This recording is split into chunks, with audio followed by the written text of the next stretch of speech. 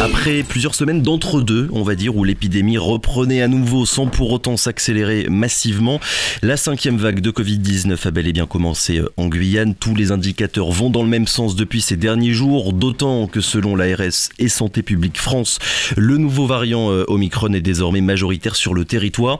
Avec quelles conséquences sur notamment les hospitalisations? Pour en parler, nous sommes ce matin avec Nicolas Vignier. Bonjour. Oui, bonjour à tous, merci.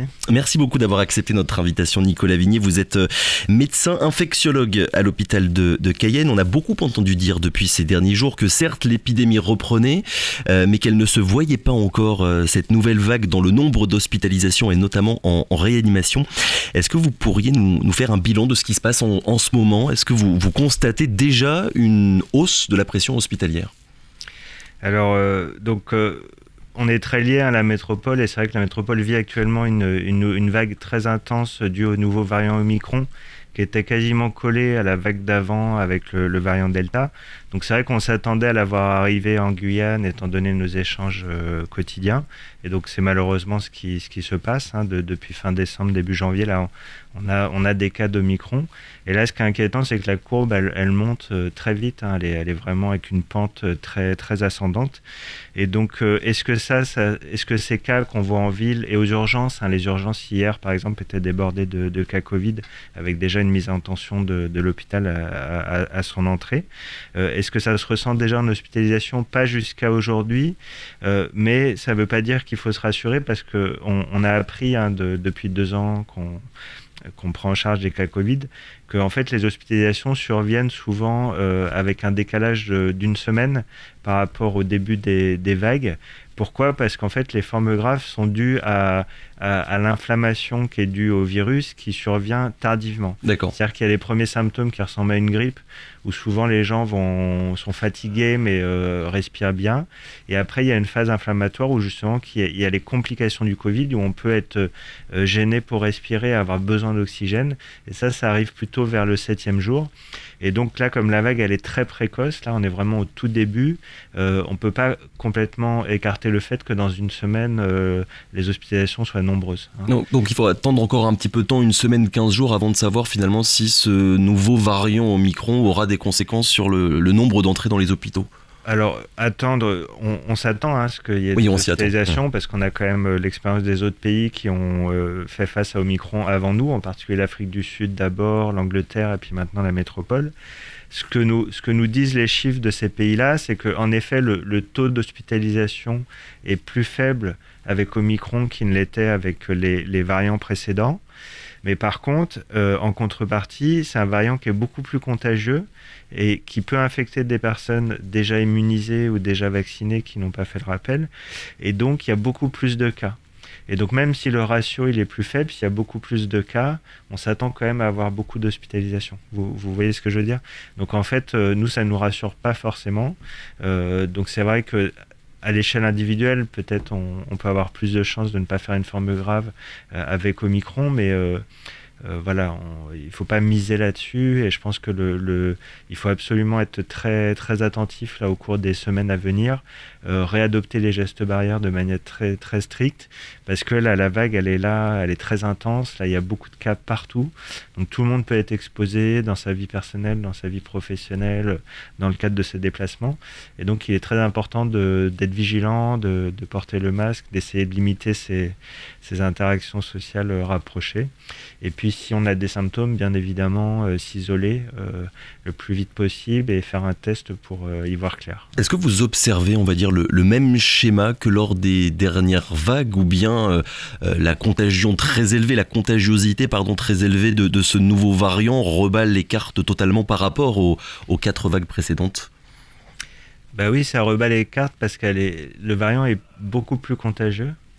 Donc ça veut dire qu'il y a beaucoup plus de cas à un intervalle de temps beaucoup plus court. Et du coup, nous, ça nous met en difficulté parce que on va pas réussir à suivre à ce rythme-là ne serait-ce que pour diagnostiquer les gens. Là, ça fait des files d'attente devant les pharmacies, les laboratoires qui effectuent les tests PCR. Oui. Les personnes qui sont en charge du contact tracing, l'assurance maladie, c'est-à-dire qui sont en charge d'appeler les cas pour savoir avec qui ils vivent et quels ont été leurs cas contacts, sont submergés de cas et donc ont du mal à suivre. Et puis on peut essayer de les renforcer, mais c'est pas magique. Hein. Les professionnels compétents courent pas les rues. Et puis les urgences, là où il n'y a plus assez de bras pour faire face, et puis peut-être bientôt, on le craint, les hospitalisations. Et donc cette concentration sur un temps court d'un nombre très élevé de cas, oui, ça met en difficulté le système. Donc on a besoin que la population nous aide à limiter ce nombre de cas en adoptant des mesures de prévention pour éviter à tout prix de tomber malade, surtout à ce temps-là de la vague qui est très ascendante et où on sait qu'il y a déjà beaucoup de cas en incubation, qu'on en aura d'autres. On n'a pas besoin d'en rajouter. Donc il faut qu'on essaie d'étaler cette vague sur le temps, et ça passe par la prévention. Ouais. Alors hier, les hôpitaux ont réactivé leurs cellules de crise face, je cite l'ARS, à la brutale accélération des contaminations. Vous venez d'en dire quelques mots, et face à la hausse très importante de l'absentéisme du personnel. En tant que professionnel de santé, j'ai envie de dire, Nicolas Vignier, pour ne parler que de votre cas, est-ce qu'il y a une fatigue à devoir sans cesse se préparer à affronter une nouvelle vague, une énième vague depuis maintenant près de 2 ans ? Bah oui, tous les professionnels de santé sont fatigués. Il y a une lassitude comme tout le monde, hein, même professionnels de santé ou pas. Oui. Et surtout, nous, notre difficulté, c'est qu'avant le Covid, on avait déjà beaucoup de travail. Et donc, on a des patients dont on doit s'occuper, on a des actions de santé publique à mener. Et à chaque fois qu'on se remet à consacrer beaucoup de temps au Covid, c'est du travail qu'on est obligé de laisser sur le côté ou de retarder. Et ça, c'est pas sans conséquence sur la santé des malades. D'ailleurs, là, il y a des premières études qui commencent à sortir, qui sont très inquiétantes sur l'impact du retard des soins. Pour les autres maladies, les autres pathologies. Sur les autres pathologies, avec beaucoup plus de complications et une augmentation aussi des décès liés à des pathologies non Covid.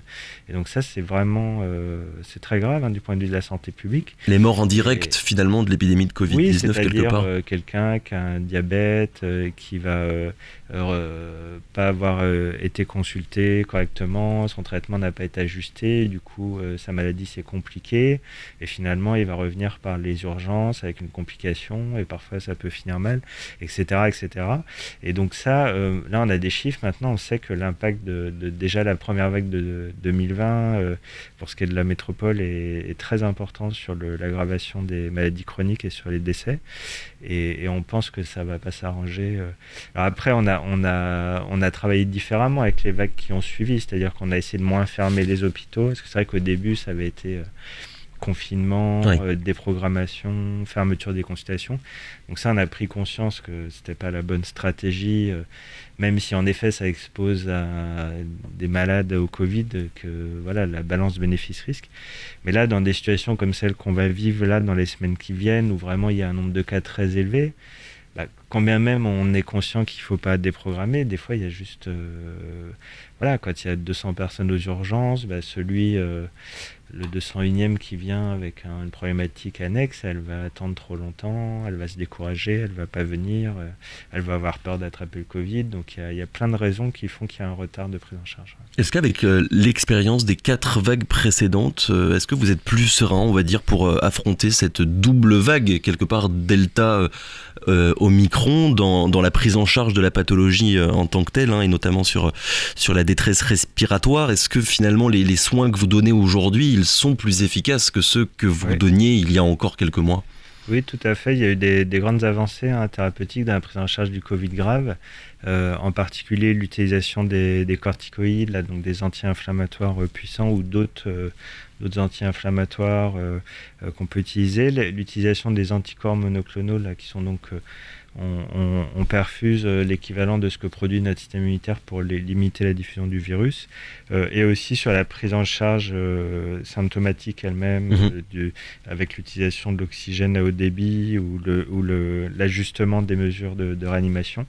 De tous ces points de vue-là, on a beaucoup progressé, ce qui a permis de réduire la mortalité, mais ça n'enlève pas voilà, l'état de fait que les cas les plus graves, souvent, on est impuissant et qu'on continue à avoir des décès du Covid. Hein. Je rappelle qu'il y a eu près de 400 décès en Guyane quand même du Covid, dont d'ailleurs beaucoup auraient pu être évités par la vaccination et encore plus à l'échelle de la France. Et donc on a des outils, parfois ça nous permet de passer un cap, pas toujours, et quand bien même ça nous permet de sauver les personnes qui ont un Covid grave, il ne faut pas négliger non plus les conséquences et les séquelles à long terme, ou le temps de réadaptation post-Covid qui peut être très long. Il y a aussi le problème ce qu'on appelle le Covid long, c'est-à-dire des personnes moins comorbides qui font un Covid mais qui sans besoin d'oxygène ou d'aide respiratoire, mais qui vont garder des séquelles à type de fatigue ou divers troubles et qui ne passent pas toujours. Et donc ça, on est assez démunis face à ces Covid longs, et ça peut arriver chez les personnes jeunes aussi. Donc ça, c'est une raison de plus pour se protéger par tous les moyens disponibles. Et donc oui, on a progressé, mais on n'a pas la pilule miracle qui permet de régler le problème le jour même et de repartir chez soi sans conséquences. Vous avez parlé de vaccination, c'est à part la vaccination et est-ce que de nouvelles mesures de restriction pour vous vont inévitablement devoir être mises en place pour avoir suffisamment d'armes afin de contenir le maximum et le plus rapidement possible cette nouvelle vague qui s'annonce? Quand on a une vague comme ça avec une pente très ascendante, il faut absolument essayer de casser la courbe parce que sinon la conséquence elle est gravissime du point de la santé publique. Et donc pour ça, il n'y a pas tant de solutions que ça. Hein. C'est la restriction des interactions entre les habitants. Donc ça passe par comportement personnel, d'essayer d'être attentif, de porter le masque, de si possible télétravailler, de limiter un petit peu. Et si les personnes ne le font pas spontanément, du coup c'est les autorités qui l'imposent en imposant un couvre-feu ou un confinement. Donc ça, moi j'ai pas d'informations officielles à déclarer là ce matin à la radio. Non, mais c'était pas le sens de ma question. Parce que c'est pas moi qui prends ces décisions, mais au vu des chiffres que je constate, ça m'étonnerait qu'on n'arrive pas à des nouvelles mesures de restriction des déplacements assez vite là. Et puis après c'est la vaccination, mais bon après la vaccination elle est disponible depuis 1 an maintenant presque, oui, on va arriver à 1 an là, donc il est encore temps pour ceux qui ne sont pas à jour de faire la vaccination. Ça reste utile même si la vague est déjà là parce qu'elle va durer quelques semaines. Pour les personnes correctement vaccinées, il y a le rappel aussi qui est nécessaire parce que malheureusement avec la contagiosité d'Omicron, on perd sa protection au bout de quelques mois. Donc le rappel est nécessaire dès 3 mois après les 2 premières doses. Et en particulier au-delà de 6 mois, la protection devient vraiment très basse. Donc c'est quelqu'un qui serait à plus de 6 mois de sa vaccination. C'est comme s'il n'avait pas été vacciné? Alors c'est pas comme s'il n'avait pas été vacciné parce que ça le protège quand même des formes les plus graves. En tout cas, pas à 100%, mais à plus de 90%. Par contre, ça le protège très peu de faire le Covid avec de la fièvre et de contaminer son entourage. Et comme le but, c'est aussi de casser la courbe, moins on a de personnes susceptibles de l'attraper, moins on aura de cas, moins on aura de cas secondaires. Et donc c'est vrai que la vaccination, aux côtés des gestes barrières, c'est une arme importante pour lutter contre cette épidémie. Alors dans une interview d'il y a quelques jours au Journal du Dimanche, le ministre de la Santé Olivier Véran a déclaré que cette 5e vague sera peut-être la dernière, Omicron étant tellement contagieux qu'il, je le cite, va entraîner une immunité renforcée. Il y a certains infectiologues dans l'Hexagone qui ont déclaré que c'était un pari risqué de laisser circuler ce virus pour atteindre l'immunité collective, un pari risqué sur le nombre justement d'hospitalisations. C'est quoi votre regard sur ce sujet, Nicolas Vignet? Alors, je crois pas qu'Olivier Véran ait dit qu'il faille laisser circuler ce virus pour que ça soit la solution. Il n'a pas dit ça, il a plutôt invité les personnes à respecter les gestes barrières, à se vacciner. Non, mais de fait, beaucoup de personnes disent que les restrictions ne sont pas à la hauteur. C'est ce qu'ils entendent. Oui, alors ça, après on peut discuter de ça en effet, mais en tout cas, Moi, j'ai pas entendu le ministère de la Santé dire pas ouvertement. Circulez librement, attrapez-le et ça sera réglé. C'est pas le discours. Par contre, en effet, il y a ce débat qui est un débat plus scientifique, qui est pas tant ce qu'on devrait discuter à l'échelle individuelle, parce qu'à l'échelle individuelle, les mesures à prendre, c'est celles que je vous ai dit. Si on veut pas engorger l'hôpital demain, là, il faut limiter ces interactions et se protéger. Donc, c'est justement ne pas aller attraper le micron dans la rue. Mais par contre, il est vrai qu'il y a un débat scientifique au vu de l'allure des courbes. On voit que ça va très vite, très fort, et que ça infecte aussi des personnes guéries et ou vaccinées. Oui. Et du coup, on se pose la question de si ça permet d'atteindre un niveau d'immunité collective face à ce nouveau variant. Est-ce que ça permettra de prévenir des futures vagues telles qu'on les a vécues depuis 2 ans?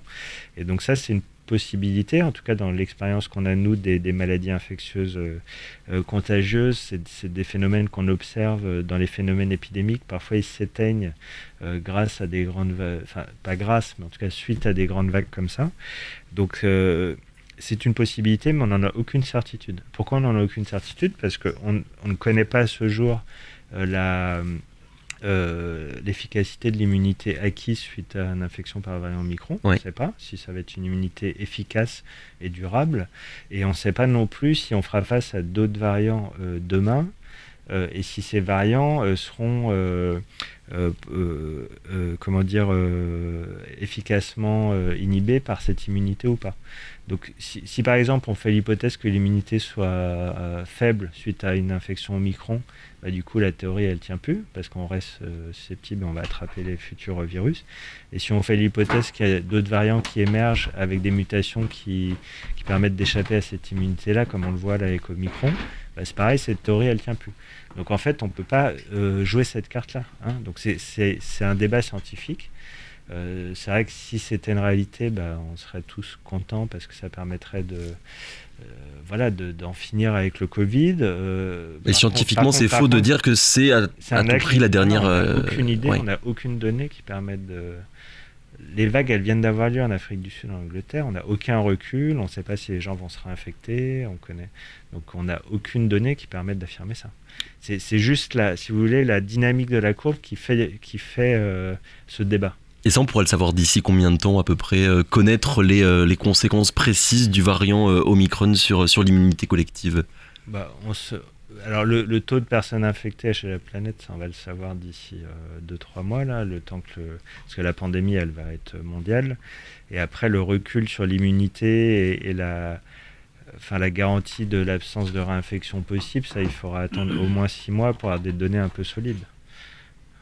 Donc les travaux sont encore en cours. Merci beaucoup Nicolas Vignier d'avoir été avec nous ce matin. On le rappelle, vous êtes médecin infectiologue à l'hôpital de Cayenne et vous étiez avec nous pour faire un petit point, on va dire un point d'étape sur cette 5e vague qui a commencé, ça y est, depuis quelques jours en Guyane. Radio.